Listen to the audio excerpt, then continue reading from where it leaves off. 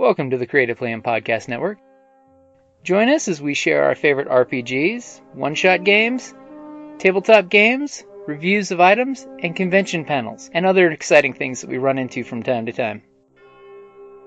Sit back and enjoy the show.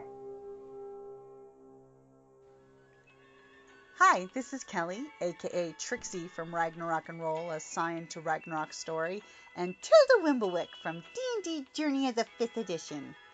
First off, I would just like to say thank you to everyone for listening to our varied adventures, as well as for rating us on iTunes and rpgpodcast.com. If you haven't rated us yet, we would greatly appreciate it if you could. And if you're looking for more ways to support our efforts, we are now on Patreon, a great site where you can help us continue making more podcasts, as well as some special surprises for our patrons. If you can, please look us up at www.patreon.com/cppn. Every little bit helps. And again, thank you for listening.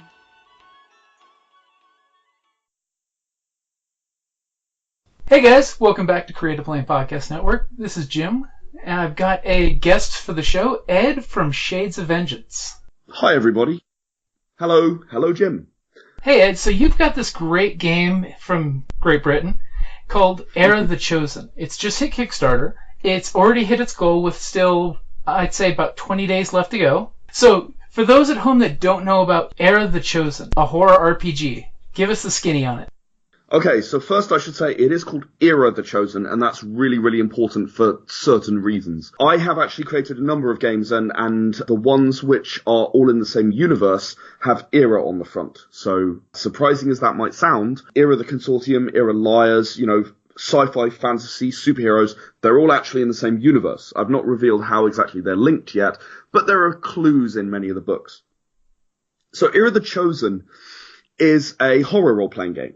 And I have been trying to find a way to bring certain elements into the Era games.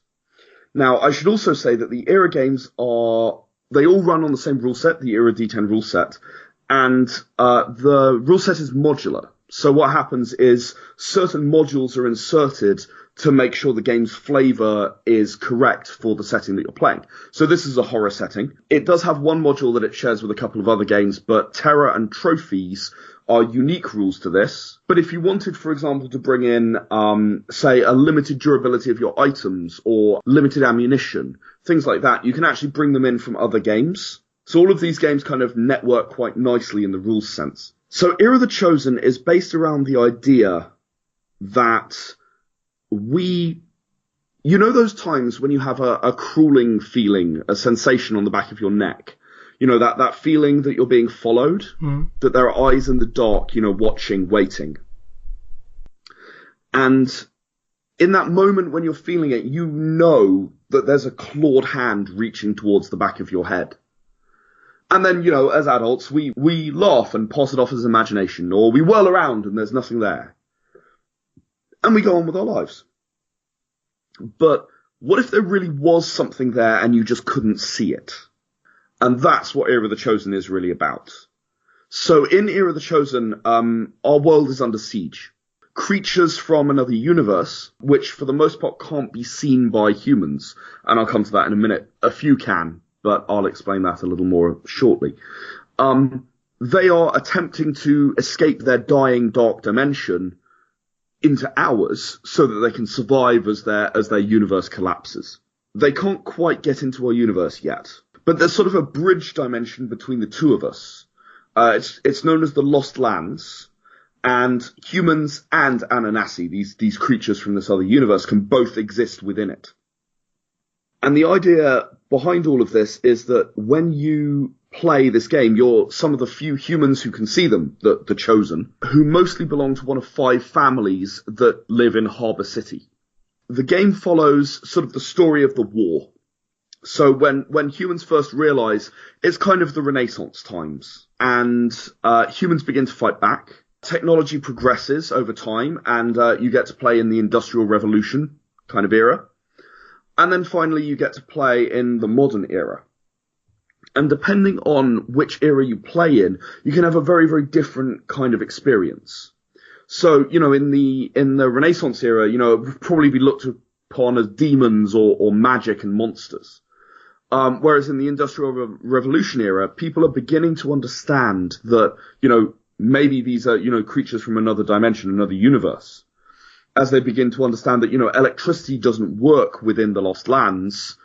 So what does that actually mean in terms of what kind of phenomenon it is? And then as time goes on, you're in the modern era, technology is advanced, you've got modern kind of weapons, and the Anonassi are all biological. So as time goes on, they also evolve, over a very, very concentrated period of time. And they start deploying new creatures, new weapons, which are sort of, they mostly focus on sort of biological style weapons, big monsters or swarms of insects that can eat flesh, or will eat flesh, I should say. So depending on the era you choose, you can actually have a very, very different experience of the game. That's really what it's all about. It spans, this 100 years. Technology is accelerated for various reasons that are explained in the game world. And we actually make that transition from Renaissance to Industrial Revolution to modern very, very quickly relative to how well we obviously have in history.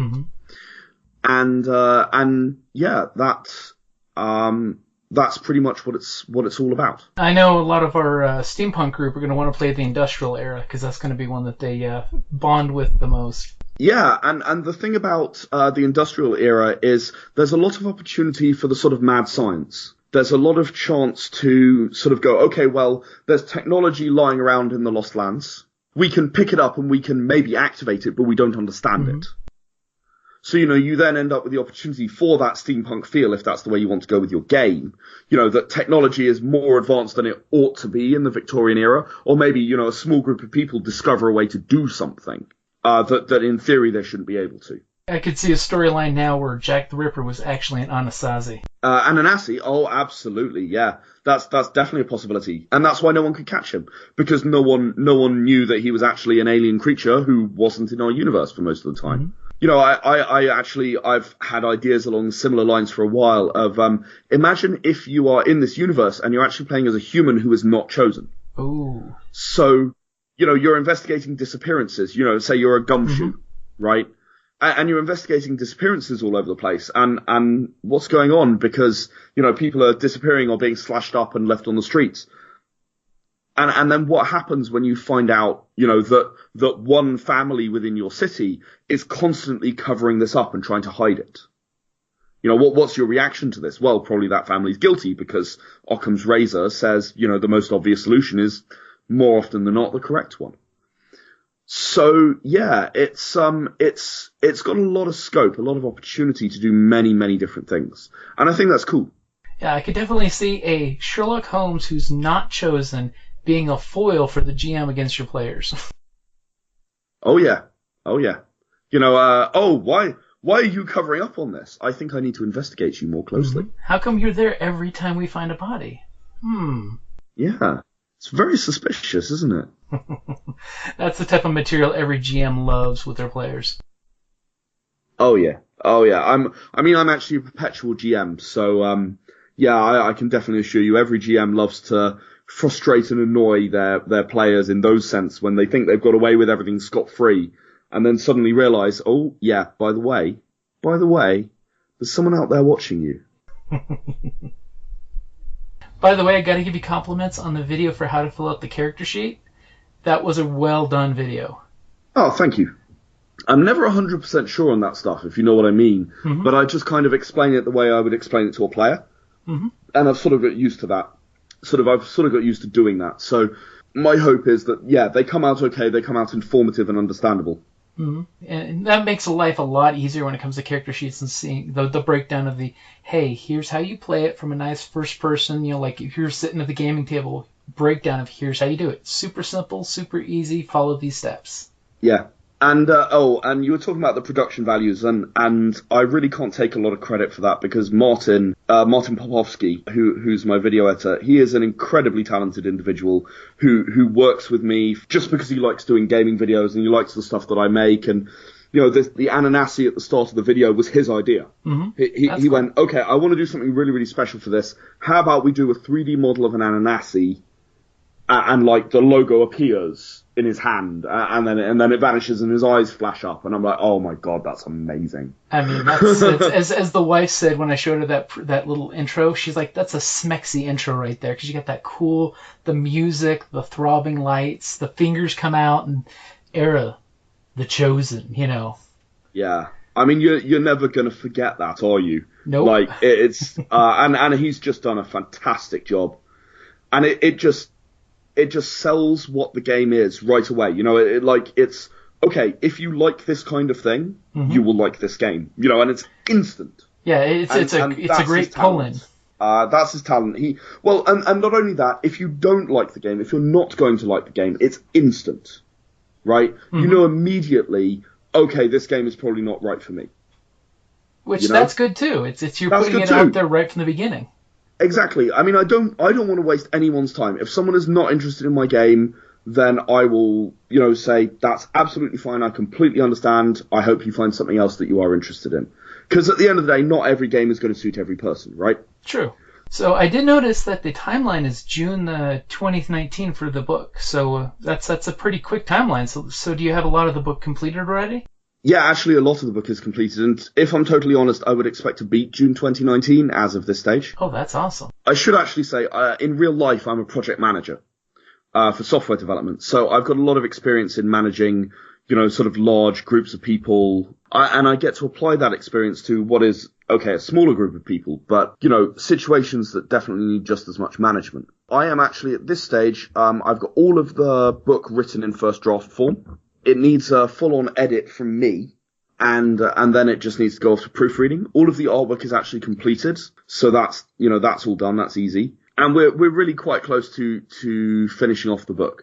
So this is really for the proofreading, for the layout, for the printing, and to make sure that everything gets finished off to a nice high quality. Very nice. And speaking of the artwork is gorgeous in the book. Yeah, Mikhail has worked with me on another project, Era Survival. And I knew instantly that he was the one that I wanted to do the artwork for this, because he's got that kind of slightly hazy, fuzzy style that really conveys this sort of horror feel.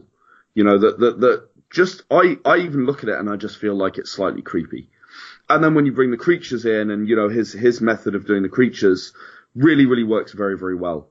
And it comes out looking very interesting and very, very striking. Yeah, it's a beautiful painted style, like the Renaissance picture with the whole apocalyptic wasteland with the, I'm assuming, Japanese warrior in the foreground. Yes, that's a member of the Nakamura clan. And actually, if you could see the rest of that image, there are actually a whole bunch of people below on the bottom left who are holding pikes and facing down this charging Anonassi force from the right. Yeah. That's sort of one of the major battles when they didn't have very much in the way of weapons. That's when you do with what you got. Indeed. And if you're protecting your home, you're gonna be there, and you're gonna be fighting as hard as you can. Hey, you got to protect what's yours. Yeah. Actually, now's a really great time for me to mention that we actually were doing audio stories. So Leo Kosh, who is a longtime friend of Shades of Vengeance, and actually he's the head of our sound wing. He's a very talented voice actor, and he's actually doing readings of stories, including voices for characters for Era the Chosen. There's already one up on the Kickstarter already, and I've actually just added the second in an update, and I'm going to add it to the Kickstarter before too much longer. So by the time anyone hears this, obviously this is time of recording. By the time anyone hears this, there'll be more up on the Kickstarter. And there's if you just look for if you do a Control F for audio stories, then you'll find it. He's been doing these stories, and we've got one which is actually coming up, which is from the perspective of a pikeman in that kind of battle. Nice. Which is a fascinating little exercise in how it feels to be in there. Now, again, this is a great time for me to mention Jennifer Martin and Darren Pierce and J.A. Cummings, who the four of us together wrote all of the stories in the book.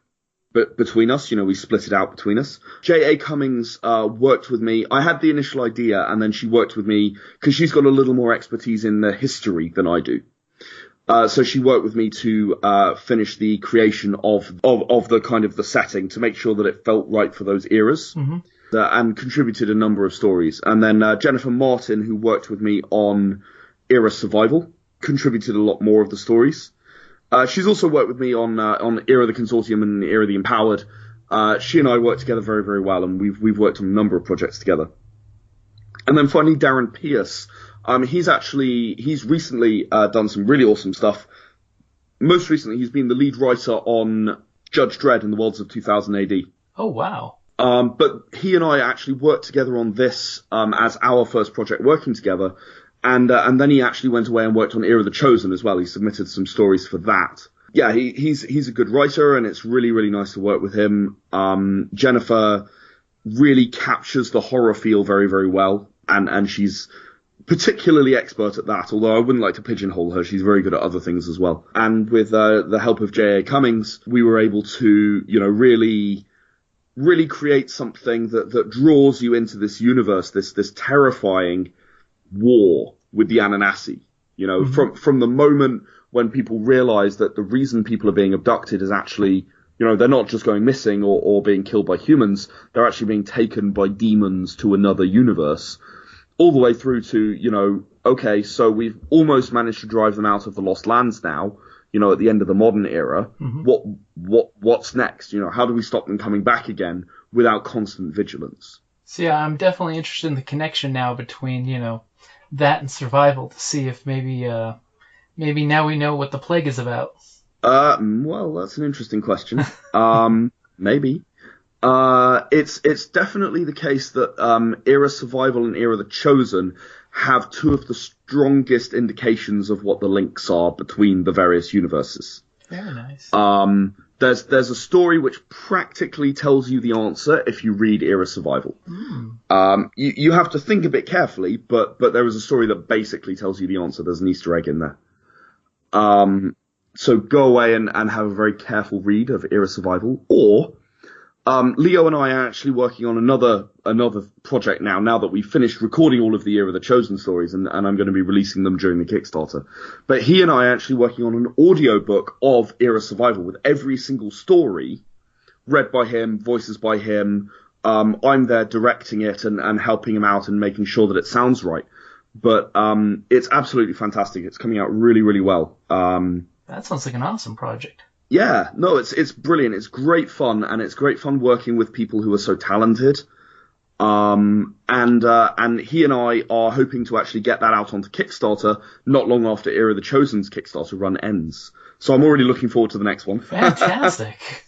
There's always more to do for me, and Era the Chosen now, as I said, it needs editing time, but not a lot else.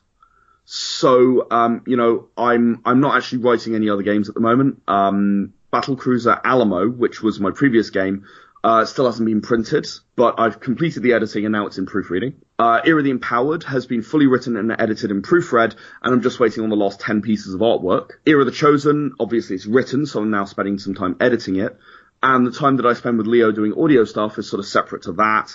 I'm working on some artwork and some writing and some playtests for another game that's upcoming. I've announced it already on our Facebook and on our blog, Era Lost Legend, which is based around, it's a JRPG inspired game, particularly Final Fantasy, but JRPGs in general. And, I'm also working on a card game, that I'm planning to, I have worked on a card game that I'm planning to release, slightly later this year. I generally have a lot of plates spinning. We've got 3 comics, one of which is just about to launch on Kickstarter any day now. We're very, very close to being ready to launch it. So our comics division, SOV Comics, is just finishing off the Kickstarter and getting all the rest of the stuff finished so that we can go ahead and launch that. I've got 2 other comics. These are all based in the Era of the Empowered, the superhero universe. Which are underway, with various different artists. And, there's always a lot going on over here at Shades of Vengeance. We're always trying to do stuff. You guys are being crazy prolific right now. That's awesome. Well, I looked up one day and I actually went over to my bookshelf and counted, because I keep a copy of every book that I write. I've actually published, over 50 books in the last 4 years. Wow. Which sort of, it was a bit of a shock to me, if I'm honest. I hadn't realized I'd done that many. 7 of those are games on their own, standalone games. Many of them are expansions. And then, of course, there are the card games and so on top of that. So, yeah, campaigns and expansions that give you new rules, all kinds of stuff. Yeah, I keep making stuff. I keep having new ideas. I keep wanting to make new things. And, Era of the Chosen is obviously one of the more recent ones. But we've got a lot more projects on the go as well. So there's always going to be a lot to come for us for a while yet, I think. That's fantastic. So speaking of rules, what is the actual game system that's used for Era? So the Era D10 rule set relies on a multiple D10 dice pool with a varying threshold based on your, the difficulty of the action at the GM's discretion. So, for example, you might be punching someone. So you might roll a strength and a brawl stat, and the stats are based around dots that are filled in. So you pick up the number of dice equal to your dots filled in. So you have 3 strength and 4 brawl. You'll take 7 dice. You might remove the enemy's defense if they see you coming, and they're ready to dodge. So you might remove a defense number. Say 2 defense. So you'd end up rolling 5 dice, and you'd be looking for a 7 or better, for example, for an average action. And actually, there's a little bit more about why you might use different numbers in the actual Kickstarter and also on some of the how-to videos. But, if you were to punch them, you'd then roll a second round. So the successes from those 7s, you'd roll those for damage. And one of the things that I've been told is quite innovative about the system is that we have a damage threshold that you have to achieve and then an instant kill threshold for some weapons. So that means that, if you're shooting someone with a gun, your damage threshold might be a 4 and your kill threshold might be a 6, for example. So if you were to roll, 3 7 successes, you'd then roll those dice again. And if you roll any 6s, your target is dead. Oh, wow. If you roll a 4, any 4s, then, 4 or 5, then your target takes damage. But your target can then wear armor, which increases those numbers, right? So you can armor yourself to the degree where you can't actually be killed instantly by a weapon, or you can make it a lot less likely at the very least. But armor then has a knock-on effect. Obviously, you have to carry it. It has a dexterity penalty because it slows you down. There are various things that are negatives about armor. That definitely sounds like a fun system, especially from the GM's point of view, because then when you make your creatures, since they're organic, you can tweak them a little. Yeah, they can have natural armor or, thick skin that means that bullets don't necessarily kill them instantly. Or they could just be massive and, you can try and kill them, but in reality you're going to kill their leg or their arm before you actually reach killing them. So it gives you a lot of flexibility within that, that you could sort of have a multi-part creature that you then have to defeat piece by piece. I could see that as an awesome, during the adventure, having to do the whole Shadows of Colossus aspect of climbing the creature and slowly taking it down. Yeah, there's actually, in Era Silence, there's actually a genuine reference to Shadows of the Colossus. Because I was actually playing it around the time I was writing Era Silence. I was quite late to come across Shadows of the Colossus. I was just climbing around on this creature and I thought, wow, this would fit perfectly in Era Silence. Why don't I make a challenge where people have to actually work together to defeat a creature like this? That just makes for fun stuff, especially when art inspires art. Yeah, absolutely. And I'm a big fan of, I'm a big believer in not being worried about being inspired by other things. If I see something and I really, really like it, then, I'll be looking to try and get inspired off that. I think that's really important that's a possibility, Yeah, definitely. That's, from a game master point of view, that's one of the best things about being a game master is you can be, hey, this doesn't fit our campaign, but this cool thing happened. I'm going to write it down, put it in my notebook, and save it for a rainy day. Oh, yeah. Oh, absolutely. Find inspiration wherever you can. Yeah. So in the game we have the clans, and you did mention it. And of course, my favorite one is the Garcia. But can you give a quick brief overview of what the clans are? Yeah, so the clans are a way of making your character unique from your party members. You don't have to be one from each clan. But the clans give you special abilities that aren't otherwise available to the other characters. So the Doused clan are the salvagers. I mentioned that there's technology strewn around the Lost Lands. There's actually an area where it's particularly sort of concentrated, known as the salvage fields. And the Doused were the first to discover the Lost Lands, and the first to realize that salvaging the technology from it could actually be A, the key to riches, and B, the key to, power. Mm-hmm. And they began as inventors, and sort of many of the other clans look down on them because really they're not fighters. They're technologists first, and fighters second. They also see the Lost Lands as their own personal gold mine. They don't really think that anyone else has a right to it because they found it first. That's very much their attitude. They planted the flag and it's theirs. Exactly. And it doesn't matter that the Garcia or the Anonassi are there, they own this place and no one really has any right to say any different. There's some roleplay ability right there. Oh yeah. The Garcia clan are, they're a lot more aggressive against the Anonassi. They don't like the Anonassi. They don't like the threat they pose. Mm-hmm. While the Doused want to eliminate the Anonassi for easier access to the salvage fields, the Garcia want to eliminate the Anonassi because they want to eliminate the Anonassi. They are there to take them out. And as a result, they saddle up. They get some of the most powerful weapons in the game. Rocket launchers, they get the Magnus 60, which has a, sort of a 3-round burst and the ability to fire explosive rounds. Yes. So each of these clans gives you not only you get one item from the clan that you get to choose, and then you also get some specialties that can build on whatever you've chosen. That's cool. So for example, the Magnus 60 or the rocket launcher would be a choice for the Garcia. And then depending on which you chose, you'd be able to choose the explosive rounds for the Magnus 60, for example. Mm-hmm. Now the Rostov clan, these guys are the ones I mentioned earlier who don't want anyone to find out about the Anonassi. They understand that humanity would panic, and 99.9% of humanity can't even see the Anonassi. So what are you going to do? I mean, they're just going to panic, and it's uncontrollable. It's going to be impossible because the portals open all over the world, right? That you're not going to stop it just by, going, oh yeah, well, leave Harbor City. You can get away. So they believe that humanity should be protected from this dangerous knowledge.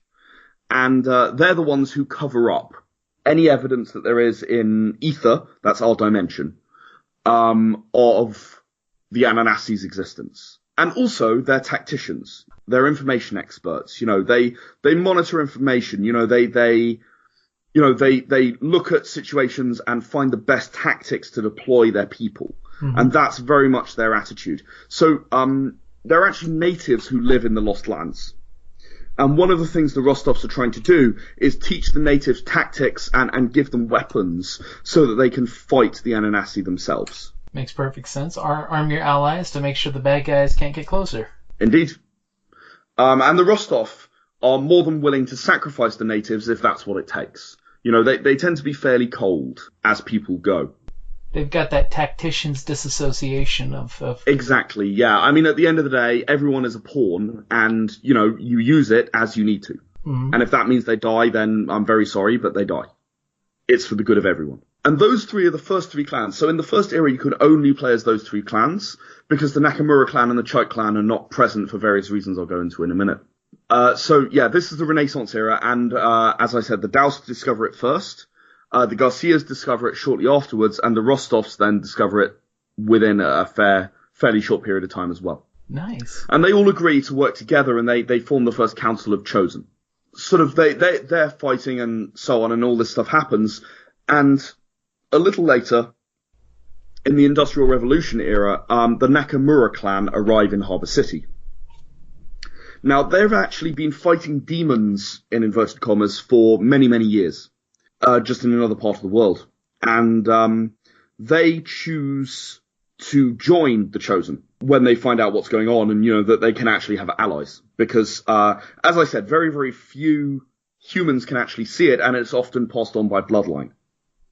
So, for the Chosen to have another family to join them, mm-hmm. it is a big deal. And for the Nakamura to have allies in their fight, which they thought they were fighting alone until now, is also a big deal. And the Nakamura, I've got a lovely little quote for the Nakamura on the Kickstarter. It is never wrong to risk your life to save another. So in a lot of ways, they align with the Rostovs. They want to arm the native tribes. They want to teach them how to defend themselves. But, you know, they're more on the honorable, the self-sacrificing side. I am here to defend you, you know, and I will help you defend yourself, but I will be at the front of this battle. I will be making sure that you are as safe as I can make you. You've got that great Paladin Bushido code going. Absolutely. Absolutely. That's very much the Nakamura clan's attitude. And, they do use other weapons as well, but obviously they favor swords. And they actually have some, ancient demon cleavers, which have, passed down their family for generations and have been killing Anonassi for a very long time. You have that classic Hattori Hanzo sword made from one of their body parts, you know. That's exactly the sort of thing. Yeah, absolutely. Forged in Anonassi blood. That exactly that kind of thing. Ooh, quenching it in the blood. I could just see it. You know, a great little ancient blacksmith on the mountaintop doing his thing. Oh yeah, and they've somehow managed to get this supply of Anonassi blood, you know, into this trough, so he can cool the blade in the blood of their enemies. So yeah, that's the Nakamura. They have, various abilities that, you might kind of expect from sort of, that kind of trope. Mm-hmm. So, they get major bonuses when they're defending other people, and when they're helping people out at the risk of their own lives. They've also got a little bit in terms of the kind of the ninja side, if you like. You know, they've got some distractions, the ability to vanish and that kind of stuff. It is available to them. So, all of these clans, all of these things are totally optional. You could be a Garcia and have neither a rocket launcher nor a Magnus 60. You don't have to take it. But it's an opportunity, as I said, to sort of make your character unique. Mm-hmm. And that brings me to the Chaik. Now, the Chaik are the very, very best example of scientific innovation during the Victorian era. Because the Chaik were not chosen. They were not a chosen family. But there is actually an affliction which spreads across Harbour City for the entire period of time. It's called dark fever. But the chosen can't get it. The chosen are immune. And as you might have guessed, it's caused by the Anonassi. No one's 100% sure how, but in trying to cure the dark fever, a particular genius of the Chaik clan discovered a way of curing it, and that made the Chaik family chosen. Now, the Rostovs burned down his lab immediately. They tried to kill him. They don't want this happening. They don't want more people to know. And the idea that, because this man was obsessed with curing dark fever. Mm-hmm. So the idea that he might go out and give it to everyone in Harbour City, was something that drove them to a panic. But he escaped, he survived, and he actually went and hid in the Lost Lands and continued his work. And in the meantime, he had actually exposed all of the Chaik clan to this cure. Mm-hmm. So the Chaik became chosen. Which he was just looking out for his people and science. Indeed. And then he made an even greater discovery once being in the Lost Lands, because obviously he was also treated with it. He also became chosen. I should say, if you're not chosen and you enter the Lost Lands, you would see nothing. You'd think you'd gone blind and deaf. Oh, that would suck. You can't perceive it if you're not chosen. Mm-hmm. So if an Anonassi were to grab you and drag you back into the Lost Lands, you'd just be incapable of seeing it. You're just in the glowing limbo of nothing. Exactly. Oh. You'd be able to feel the ground beneath your feet, but nothing else. You'd feel like you'd gone blind and deaf. Leading to the stories of alien abduction in the modern era. Yeah, there we go.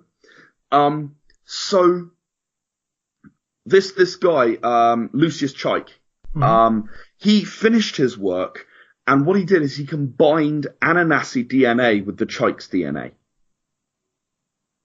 So now, the members of the Chike clan will mutate when Anonassi get close into a half-human, half-Anonassi form. Ah, so a protective, hybrid form. Yeah, and there are 4 different forms that you can choose from for the Chike. So you can become sort of like the humanoid fallen who gain wings, have the ability to gain wings and they become stronger, they grow claws, they gain a mental strength, because the fallen are telepathic. Oh, okay.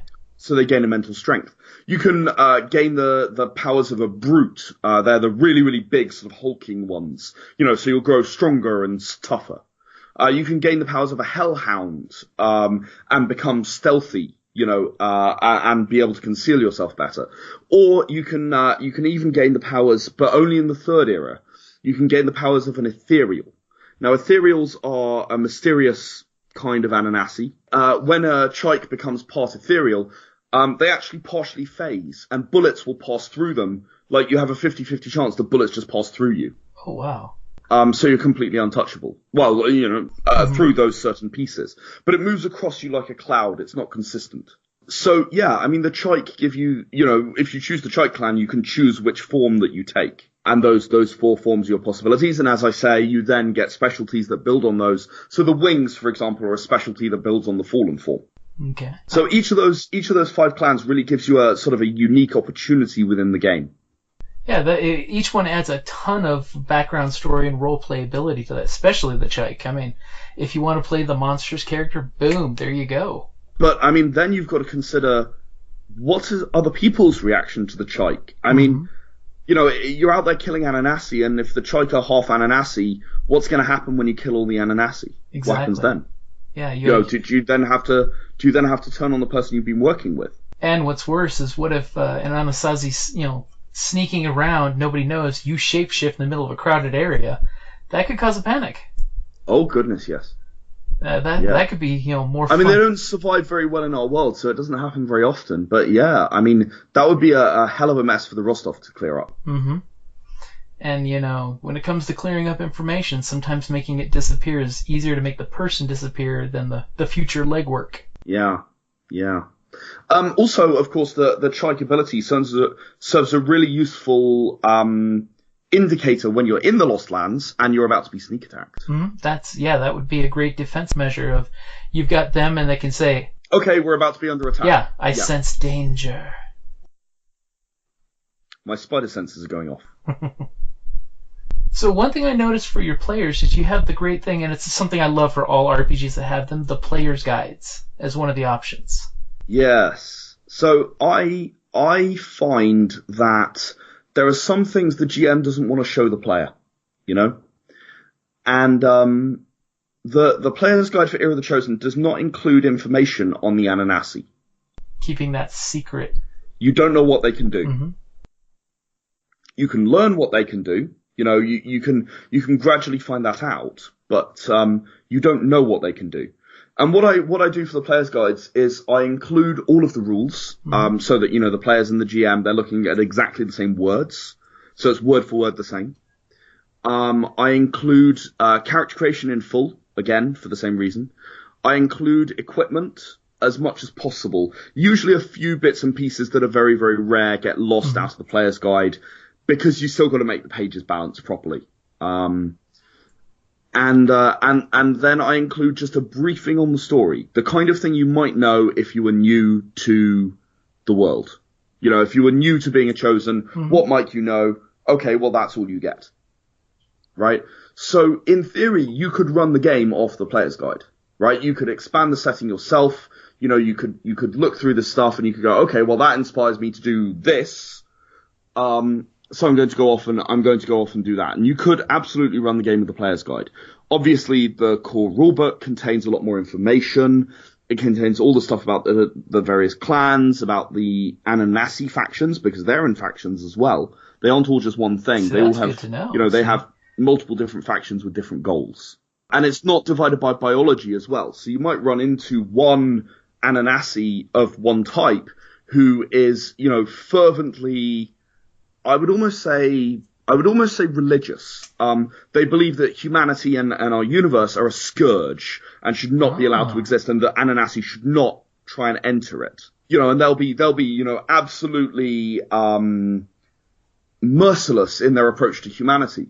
And you might meet another one who's more used to taking humans prisoner because they're part of a different faction of Anonassi who, take humans prisoner, force them to work, and then eat them when they've gained enough muscle. So there are lots of different options, around the way that things can behave, around the backstory. Obviously, the history of the over 100 years of war is not entirely contained within the player's guide, but what is contained is a one-page summary to get you up to speed with what it's like in that era. That's very cool. So that way it gives you... For each one of the three, you see. So that gives you that nice, good, hey guys, here's what the story arc is, and go crazy. Exactly.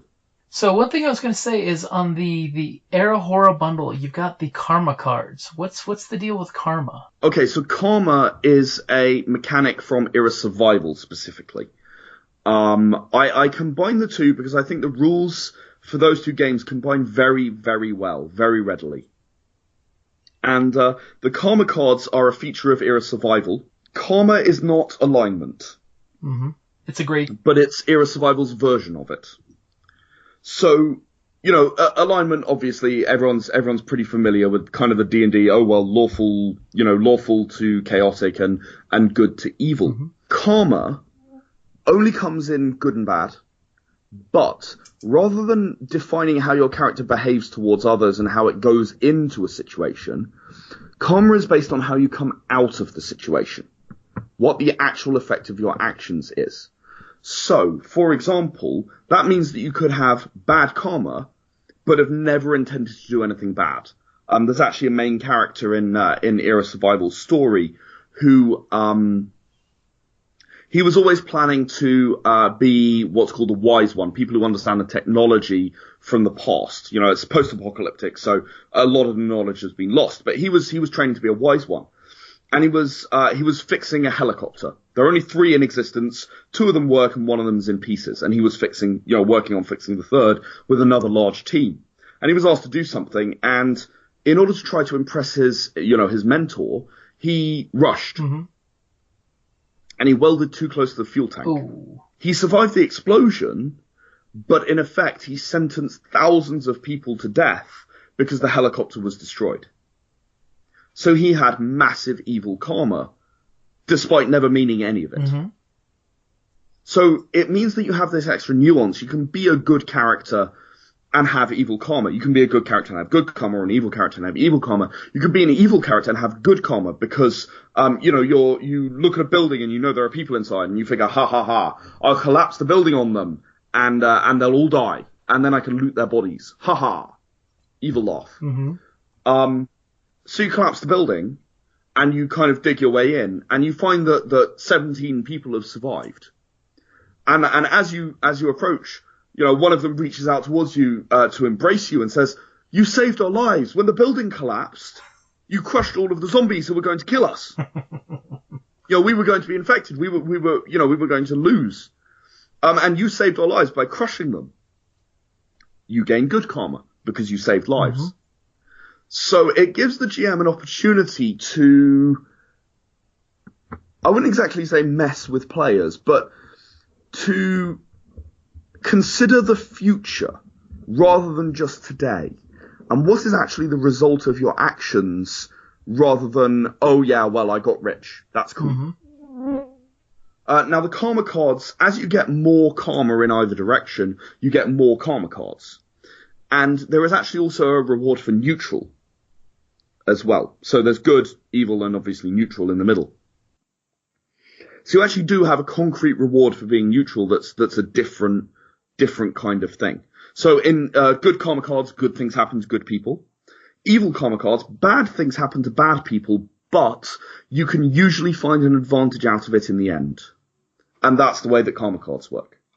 Which it is a great system, because in survival, I've used the Walking Dead characters to describe how the karma cards work. For that one of the intention is not result. And you can make some great bad guys that are actually really well loved and respected by the people. Absolutely. Because, yeah, I mean, they might be dictatorial Mm-hmm. or terrifying, but what they're actually doing is keeping hundreds of people safe. Yeah. So, yeah, they'd have good karma. Yeah, and it makes for great character arcs, too. Yeah, it does. And that's what it's really all about, isn't it? It's all about making the characters have an arc, have a story, have a reason.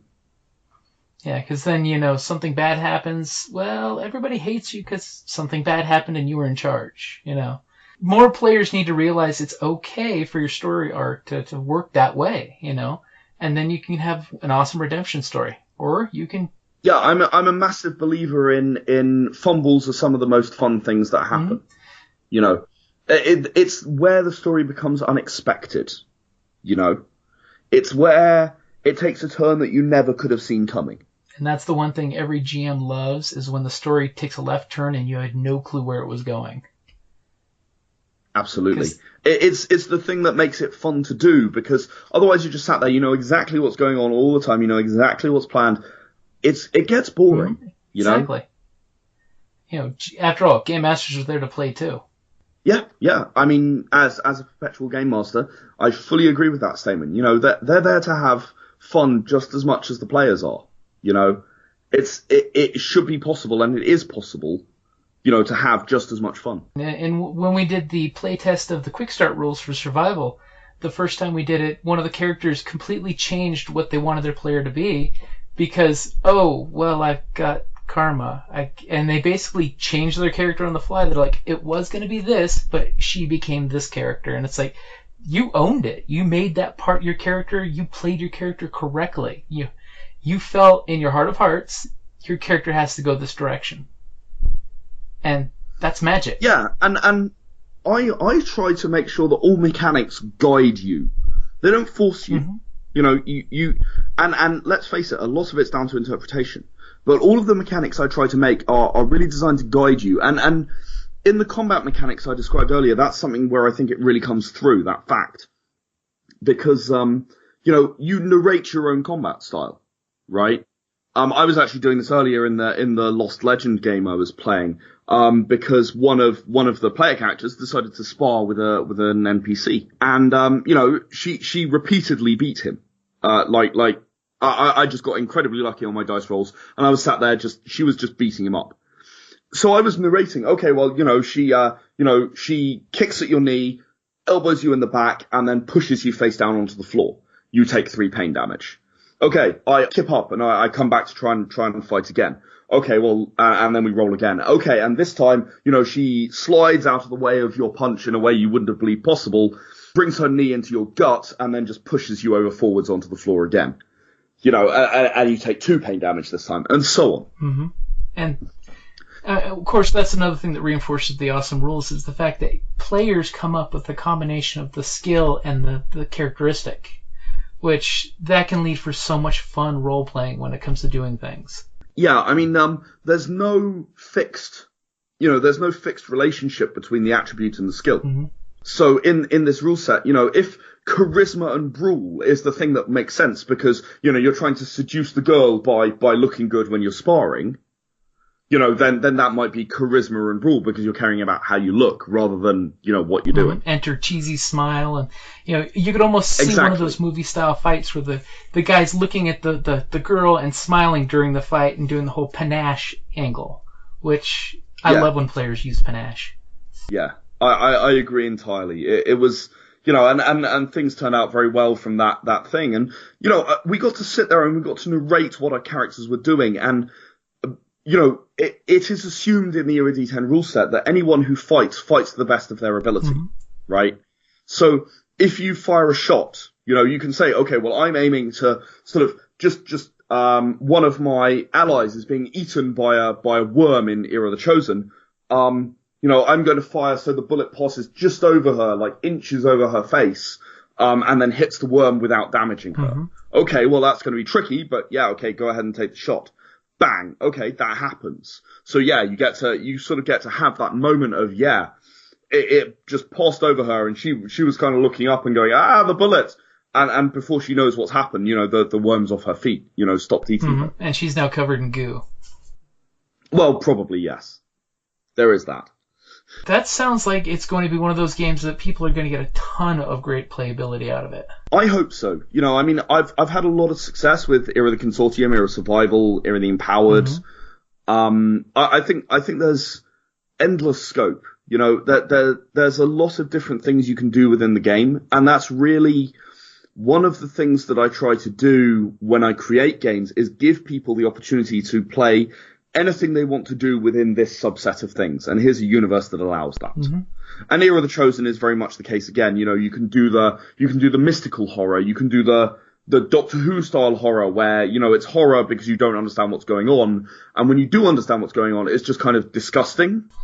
and it's not anywhere near as scary anymore, if you know what I mean. Where it has that campy almost feel of danger is real, but it's not as scary as we thought. It's not Lovecraftian. It's just a different type of thing.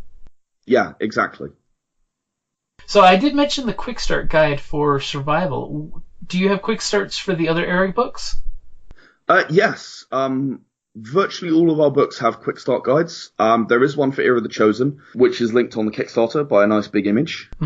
Yeah, so there are quick start guides for most of our books. They're all pay what you want on DriveThruRPG, and most of them, I believe, are available on our store. I would have to actually double check if all of them are, but I think they are. So yeah, if you wanna have a look at the games, that's well worth a look. It's also well worth having a look at our YouTube channel because, as I mentioned before, you know, I ran an Era of the Chosen game.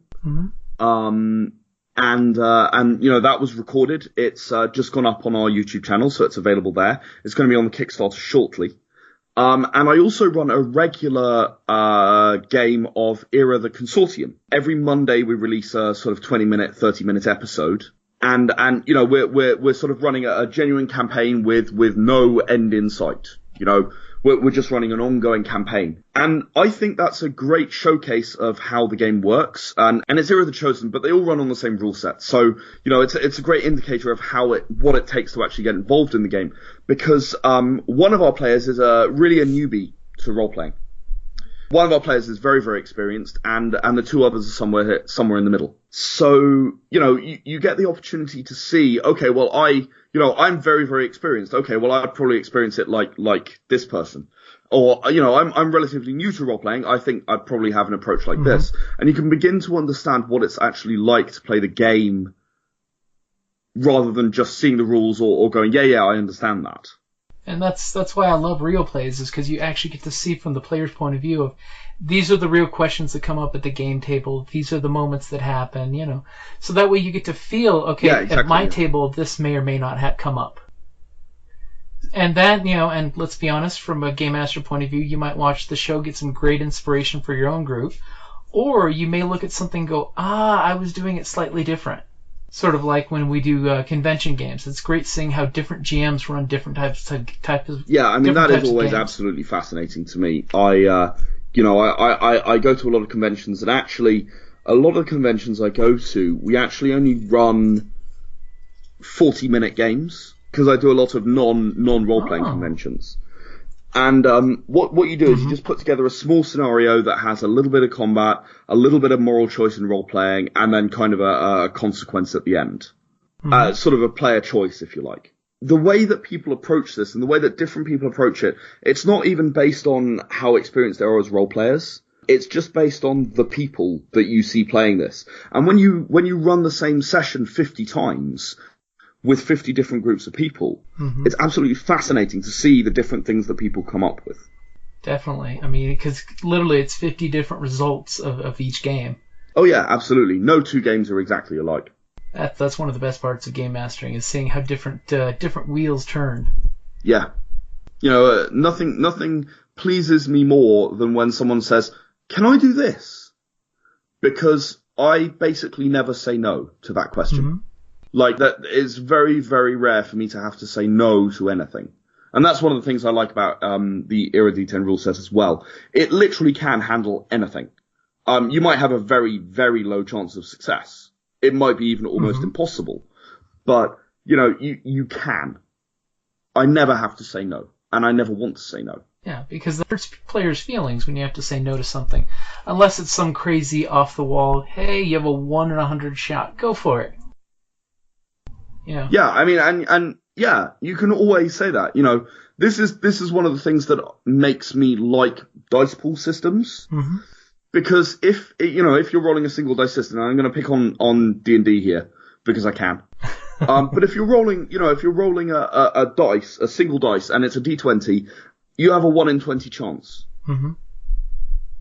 If you're rolling 3 dice, and you have to roll a 10 on any dice, that's not a 1 in 20 chance anymore. In fact, it's kind of a lot more complicated, Mm-hmm. and the player is not just going to register, oh, well, I have a 1 in 20 chance, then I won't try. I've got They're 3 gonna go, chances to succeed. I have 3 chances to get a 10. Am I going to manage that? And if I get a 10, then I get to roll another dice. So, I might even get 2 successes. Mm-hmm. So, am I going to risk that? So, it makes it a little more computationally complicated. It makes it it makes it a normal distribution instead of a flat distribution. Mm-hmm. A bell curve, if you like. Yeah. And that means that the better you are at something, the more likely you are to succeed. Mm-hmm. Which is how it should be.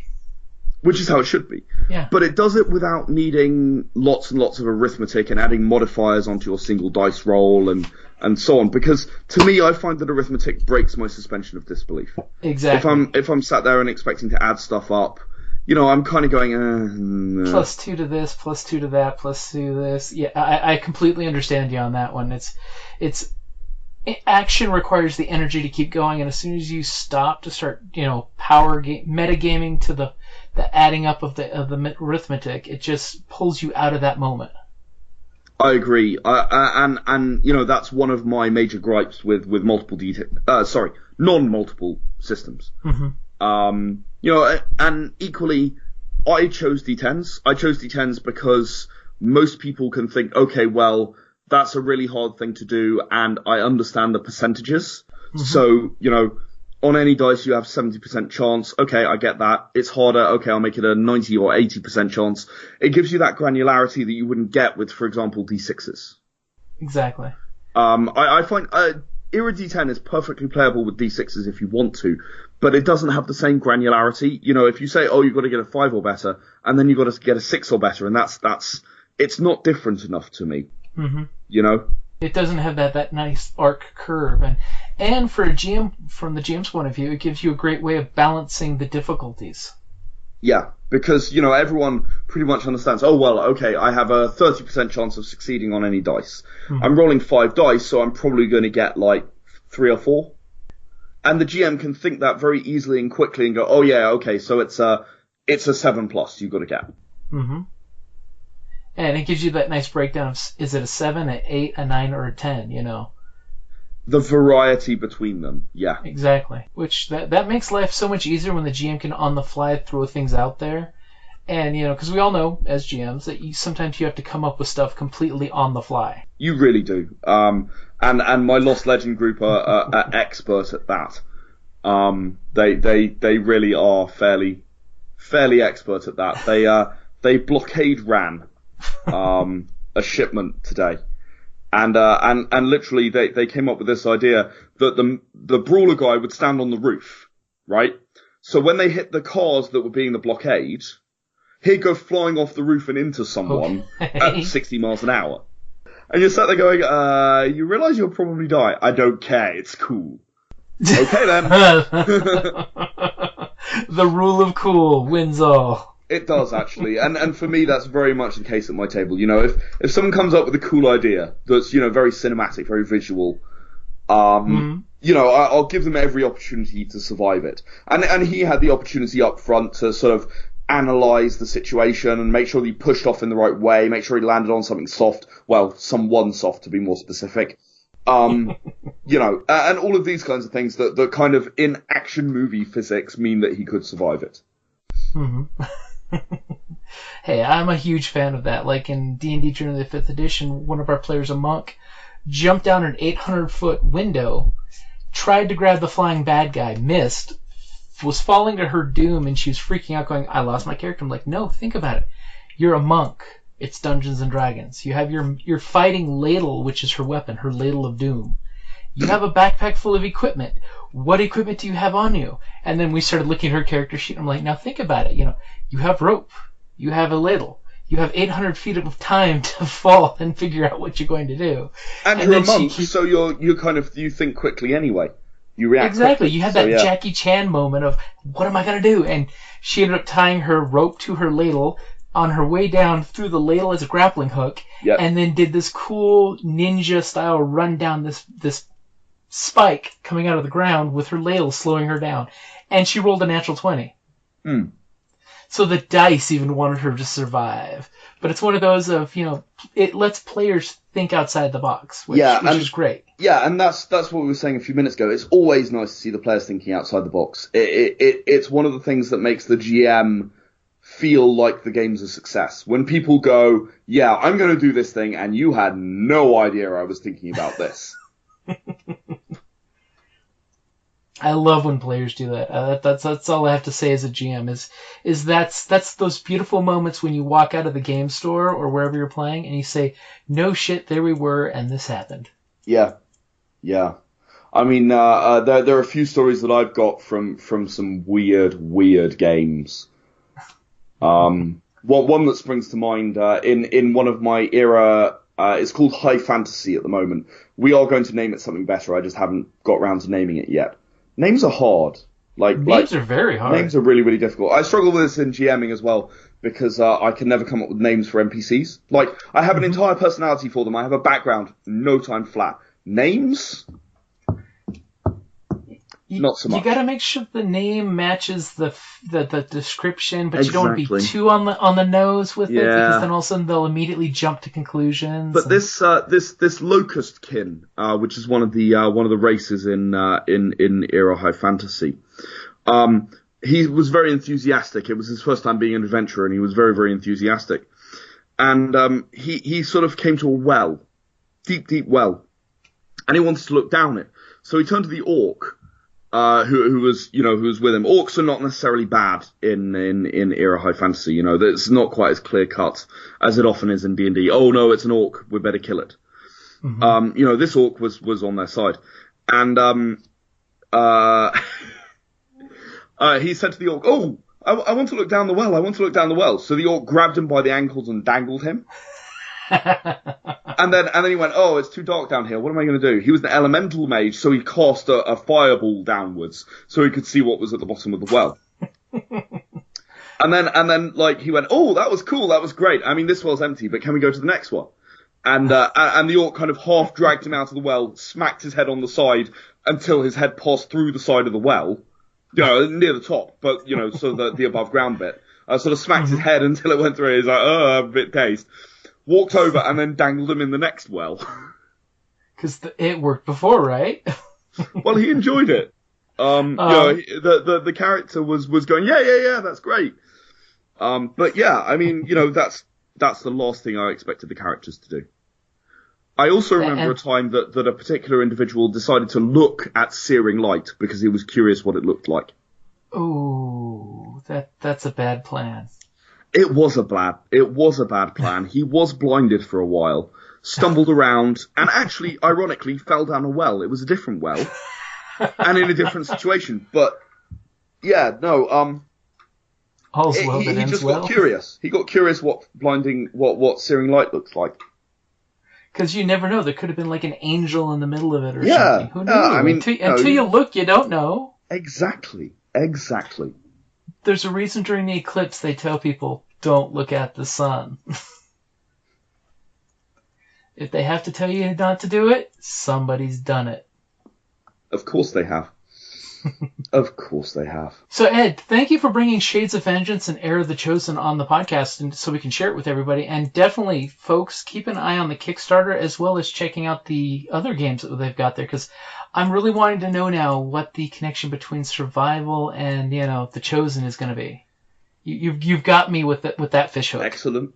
I'm a universe builder in essence, and I love to kind of make all of these universes work together in sort of a sane and explainable way. And I'd just like to say thank you very much, Jim, for having me along. It's been fantastic chatting with you. If any listeners are interested, I'm hoping you'll be able to put a few links in your show notes. Definitely. And I'll give you a few links to things. If you're interested in Era of the Chosen, there's obviously the Kickstarter. There's also a unique Facebook group for Era of the Chosen. Many of our games are available on DriveThruRPG. So if you're a fan of DriveThruRPG, you can go and get our games from there. You can also get our games from our store. You can't get the hardbacks from DriveThruRPG or the paperbacks, the physical versions from DriveThruRPG, because I don't use them for printing. I actually do printing separately. So you can only get the physical stuff through our store. Yeah, the digital stuff you can get off DriveThruRPG. So do go ahead and check those places out if you're interested. And if you're interested in talking to us, I mean, reach out to us. Talk to us on Facebook, on Twitter, talk to us on Kickstarter. We're around, and I'm around in particular. I answer the vast majority of the questions that get asked. So yeah, post, tell us what you think, ask any questions. We're here to help. We're here to talk about stuff. And as you may have noticed from this particular podcast, I love to talk. I love to talk about our games. I love to talk about universes. I love to talk about being creative. So again, Jim, thank you very much for having us. Oh, Ed, you're very welcome, and you're always welcome back anytime. And keep making the fantastic books. That's all I'm going to say. Definitely get the hardbound version of these books, because the artwork in Survival is amazing. And PDFs are nice, but if you can get the dead tree, get the dead tree. All right, guys. Thank you for listening. On the battlefield, I'm a warrior, ready to kill or be killed. I've defeated orcs from the north, sent Kandorian demon spawns back to the depths, and drank with Cimmerian heroes. But when I get back from a hard day of disemboweling my enemies, I enjoy nothing more than to open my castle doors and find a dungeon crate as my reward for blood well spilled. Designed for role players and tabletop gamers, Dungeon Crate is a monthly subscription box service with a treasure hoard of loot you can use on or off the battlefield. Miniatures, dice, tokens, coins, maps, modules, terrain pieces, handcrafted items, RPG jewelry, and more are yours for only a few gold per month. You even get a digital crate along with a physical one as an added bonus. So what say you? Are you ready for postal glory? Oh boy.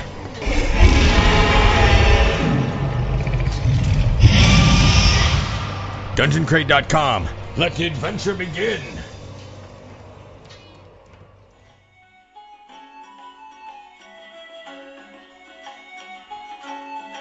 Thank you for listening to the Creative Play and Podcast Network.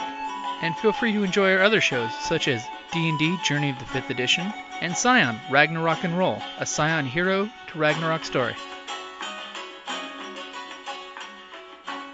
Thank you for listening.